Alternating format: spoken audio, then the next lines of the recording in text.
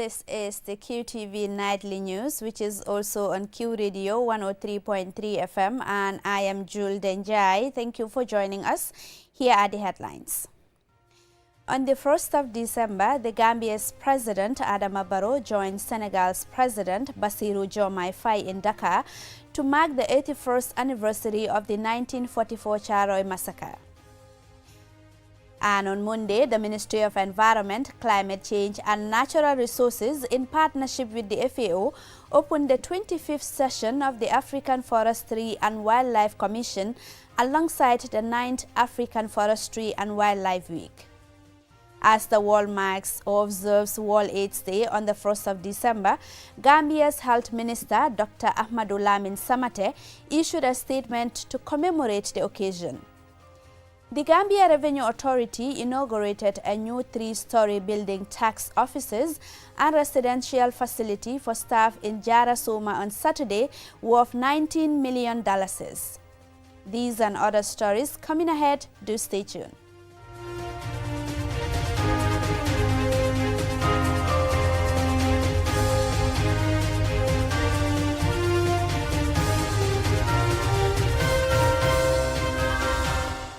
Thank you very much for staying with us. If you're just tuning in, this is the QTV Nightly News.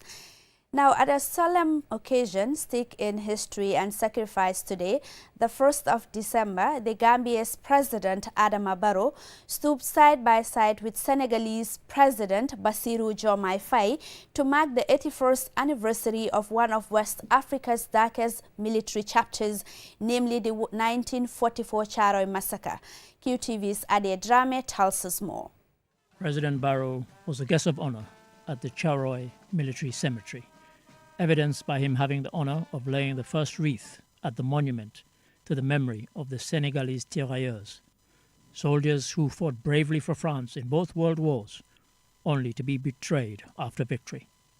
These men, drawn from across West Africa, were sent to the front lines and often used as cannon fodder in suicidal missions, a reflection of the colonial mindset that devalued black lives.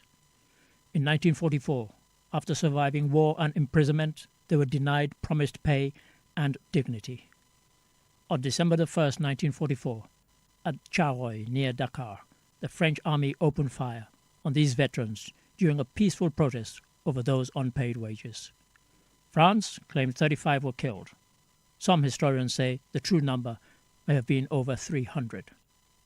Though decades have passed, the pain remains fresh. Today's commemoration is a remembrance as well as a call for justice and recognition, without which there can be no reconciliation. In line with this, President Barrow used the occasion to issue a call for an honest teaching of the roles played by Africa's warriors in colonial wars. He extended his solidarity to the descendants of the Thiaroye massacre victims, saying, "We recognize your fathers, grandfathers, and great-grandfathers as heroes.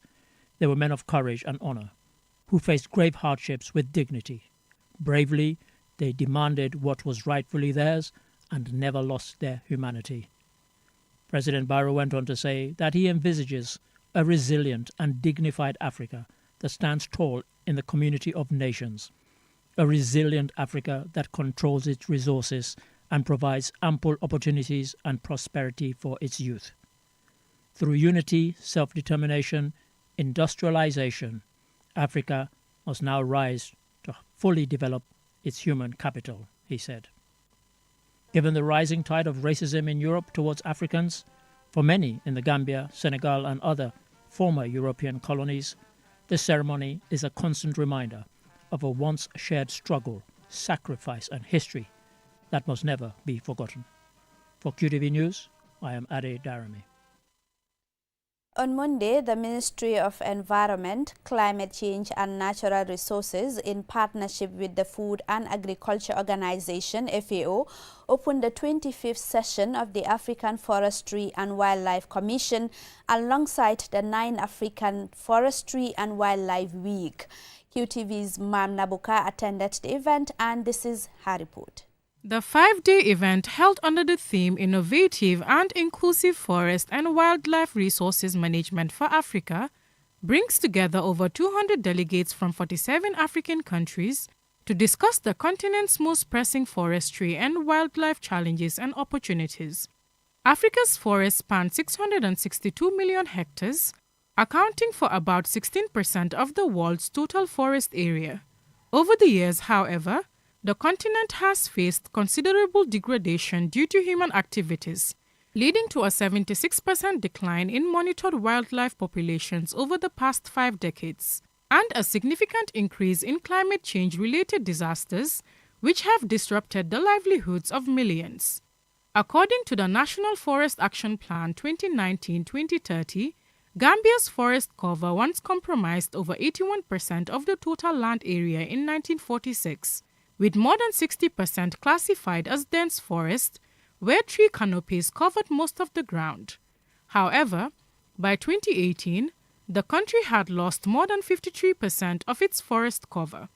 The West Coast region, particularly Fonyi, once known for its dense forest and high annual rainfall, is now experiencing alarming rates of deforestation. Mandisa Mashologu, UNDP resident representative, and Moshibudi Rampedi, FAO representative in the Gambia, highlighted the economic and ecological importance of safeguarding Africa's forest and wildlife. Wildlife trafficking continues to undermine ecosystem balance. Coastal erosion, rising sea levels, and saline intrusion are already costing governments millions and limiting the development gains that have been made so far.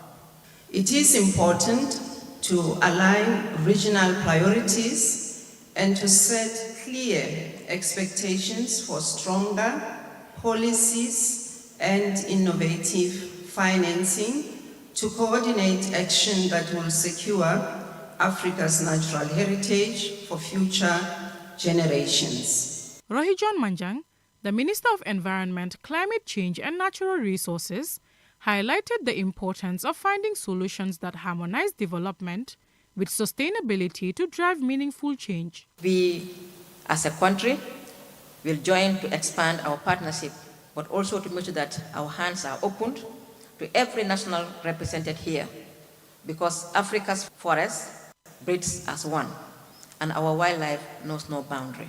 Mohamed B.S. Jallo, the Vice President of the Gambia, represented President Adama Barrow. Our forests and wildlife are a political issue, an issue of power, equity, and justice. Therefore, let us take this week not only to exchange knowledge, but to strengthen our resolve, consolidate our unity, and advance our unapologetically African agenda. Over the next 5 days, delegates will engage in a series of deliberations and site visits aimed at inspiring bold regional action, protecting Africa's natural heritage, and securing a safer, greener, and more resilient future for all. Mamna Buka, reporting for QTV News. As the world marks World AIDS Day, observed each year on 1st December to raise awareness of HIV and AIDS, support those living with the virus, and remember lives lost. And on this day, the Gambia joins the global community in recommitting itself to the fight against HIV. Jacqueline Coley has the details. This year's global theme is Overcoming Disruption, Transforming the AIDS Response, a call for renewed political leadership, cooperation, and rights-centered HIV care as the pandemic faces fresh setbacks. About 26,497 people are living with HIV in the Gambia, with a national prevalence of 1.3% according to UNAIDS and the 2023 Sentinel surveillance. Sentinel systems use selected health facilities to track disease trends. Despite the relatively low prevalence, major gaps remain. Only 60% of people living with HIV know their status. 65% of them are on treatment, and just 61% of those on treatment have achieved viral suppression. Viral suppression refers to reducing HIV in the blood to very low levels. Health officials warn that recent global funding cuts, including major reduction announced by the US in 2025, may undermine progress. For the Gambia, this could mean delayed diagnosis, fewer people on therapy, and increased vulnerability for people living with HIV.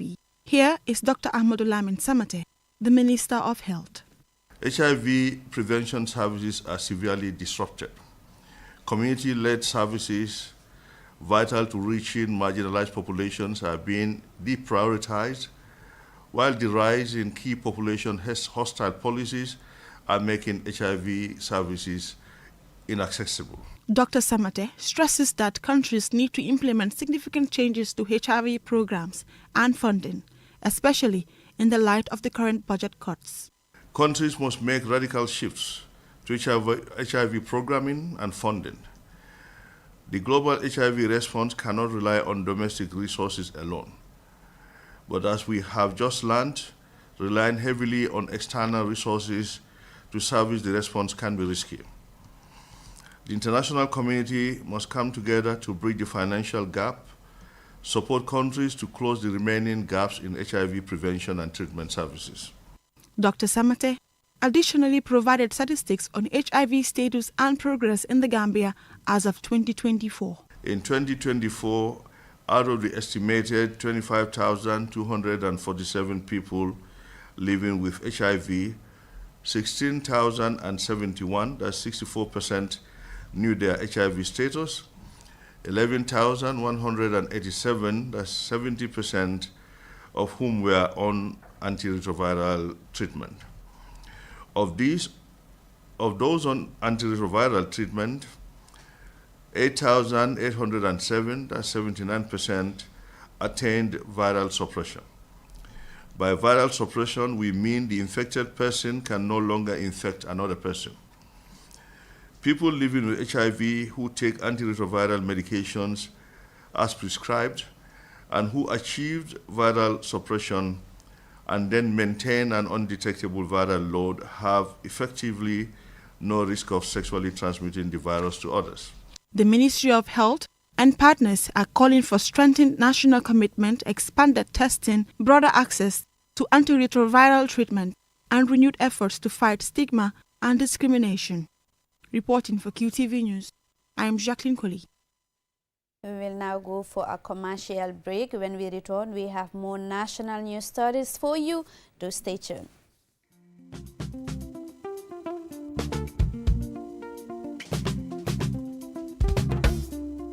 immunisation baa ñàkku mooy li gën a wóor te dal xel ci aar xale yi ci feebar mbaa jàngoro yu mel ni ngas ñu naan ko measles feebaru saxat su bon si di tuberculosis polio feebari sedda ñu naan ko pneumonia cervical cancer tétanos ak yeneeni jàngoro xale bu juddu dafa soxla ay péngu si saasi mbaa bés bu mu juddu maanaam balaa mooy am ñaar fukki waxtu ak ñeent am na solo lool xale yi mbaa tuut tànk yi góor ak jigéen jël péngu yiñ leen tegtal ci waxtu bu ñu ko war a jëlee comme ni ñu ko bindee ci seen kayiti noosi mbaa infant welfare card xale yépp war nañoo am bépp péngu bu ñu soxla bokk na ci xale yi laago yi xale yi war nañoo jël te matal bépp péngu bu ñu war a am ci seeni njëlbeeni at ak ay yeneeni péngu bu ñu duggee ci seen ñaareeli at am na ci péngu yoo xam ne xale yi dinañu ko jël ay yooni yoon ngir gën leen a mun a aar ñuy ñaax waajuri ak ñi yore xale yi di leen toppatoo ne saa yu ñuy dem lopitaan ñu yóbbaale kayti noosi xale yi mbaa infant welfare card ngir am lu wóor ci mbir immunisation bi mbaa ñàkku xale yi mun ngeen a dem ci bérébu fajeekaay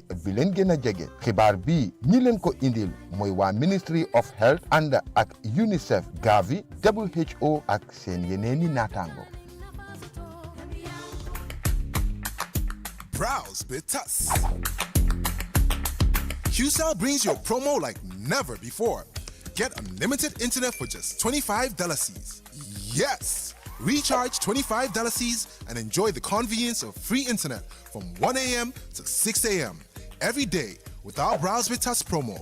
With this amazing offer, you can browse, stream, and download all your favorite movies for free. So why wait? Recharge $25 C today and enjoy free internet only with QCell between 1 a.m. to 6 a.m. For more information, call customer care on 111. QCell, Senior Bus, we innovate, others follow. Terms and conditions apply.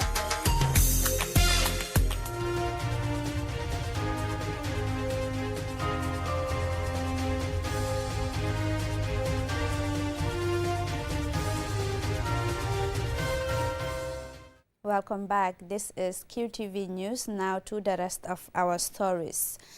The Gambia Revenue Authority inaugurated a 3-new-story building, tax offices and residential facility for staff in Jara Soma on Saturday, worth $19 million. The initiative is aimed at strengthening tax administration, bringing services closer to the people and improving staff welfare. Aliou Cisse reports. Construction of this magnificent edifice began in 2022 at a cost of $16 million, with an additional $3 million for furnishing, fully funded by the GRA.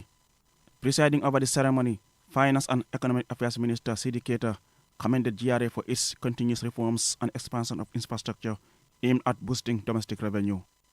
In recent years, under the transformative leadership of the Commissioner General Dabo, GRA has been repositioned to a champion powerhouse, not only in terms of revenue mobilization, but also for foresight and growth. Commissioner General Yankuba Dabo, whose vision and leadership made this project possible, described the project as a strategic investment to improve tax collection, enhance compliance, improve staff welfare, and support national development. He noted that bringing services closer to communities reduces compliance burden and strengthens public trust in tax administration. He used the occasion to appeal for an increase in government subvention. As you can clearly see, the scale of our development initiative has expanded significantly on the basis of these ongoing projects and the authority heavy investment in infrastructure. We respectively urge the consideration be given to increase our subvention, Honorable Minister, so that we can continue to strengthen revenue administration and service delivery across the country. Representing Governor Sidi Lamin Ba, Regional Police Commissioner Mustafa Ndong highlighted Jara Soma's strategic location as a growing commercial hub, making the facility timely and necessary. Here is Dawda Emindur, board chairperson of GRA. This office represents a commitment to professional excellence and client service. We are here to build a lasting relationship, and we look forward to serving you with dedication and integrity. The contractor, Lamin Jame of AK Construction Company, reaffirmed their dedication to quality and timely project delivery. The Gambian Agency for the Management of Public Works, GAMWorks, supervised the project. Its Technical Services Director, Elizabeth Karayondong, said the initiative reflects the result of strong institutional collaboration and transparent project management.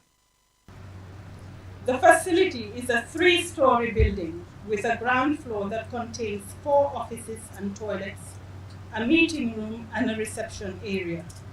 The 2 upper floors serve as staff accommodation and contain 5 en-suite apartments.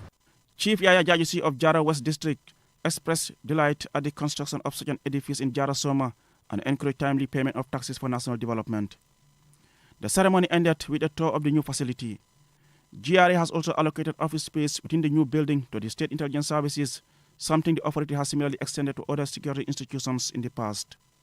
Additionally, a new contract has been awarded for the construction of the Brikama Tax Office, while plans are at an advanced stage to replicate similar facilities at the Ambalai border post and other GRA offices across the country that are yet to be upgraded.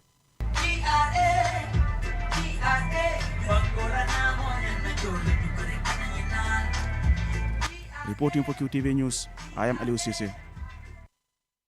On Monday, the Chief Justice of the Gambia, Hassan B. Jallow, presided over the 14th call to the bar ceremony, formally admitting 74 law graduates of the 2024-2025 class at the Supreme Court complex in Banjul.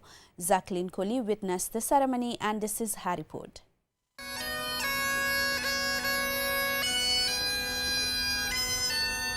This year's cohort includes 39 females and 35 males, highlighting the continued rise of women in the Gambia's legal profession.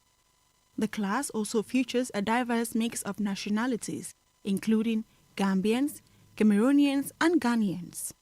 Here is Hassan B. Jallow, the Chief Justice of the Gambia. You are also joining us at a time when the General Legal Council is poised to actually carry out an extensive review of the system of professional legal education in the country.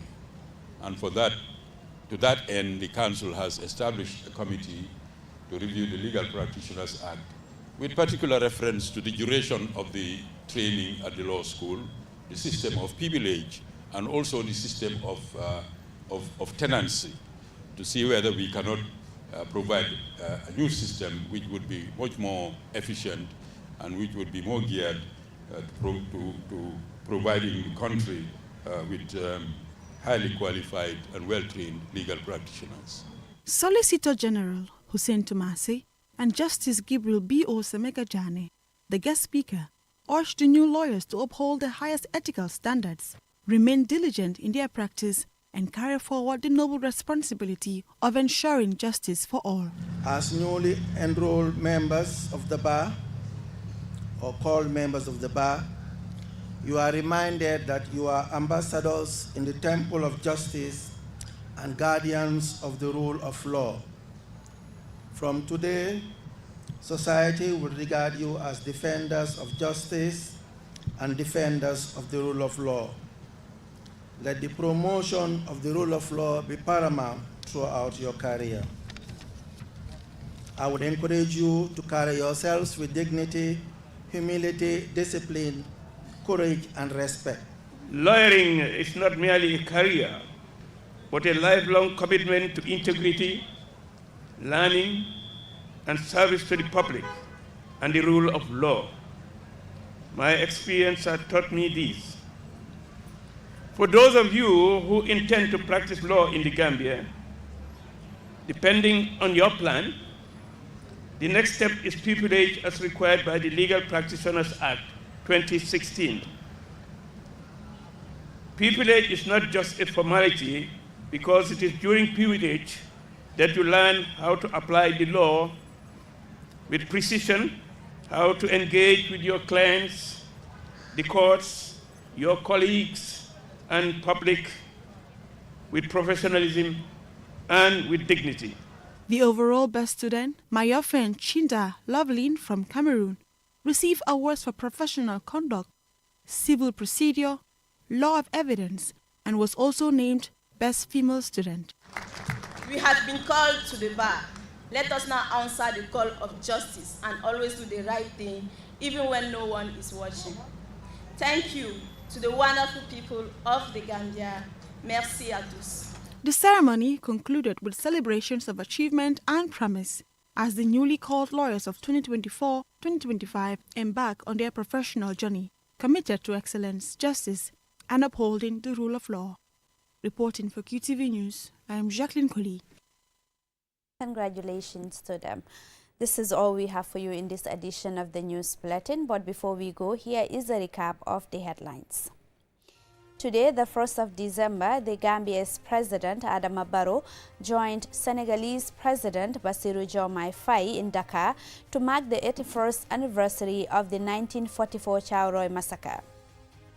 And on Monday, the Ministry of Environment, Climate Change and Natural Resources, in partnership with the FAO, opened the 25th session of the African Forestry and Wildlife Commission alongside the 9th African Forestry and Wildlife Week. As the world observes World AIDS Day on 1st December, Gambia's Health Minister, Dr. Ahmadou Lamin Samate, issued a statement to commemorate the occasion. The Gambia Revenue Authority inaugurated a new 3-story building tax offices and residential facilities for staff in Jara Soma on Saturday worth $19 million. This is all we have for you in this edition of the News Bulletin. Do join us again at 10 p.m. for another News Bulletin. Thank you for watching.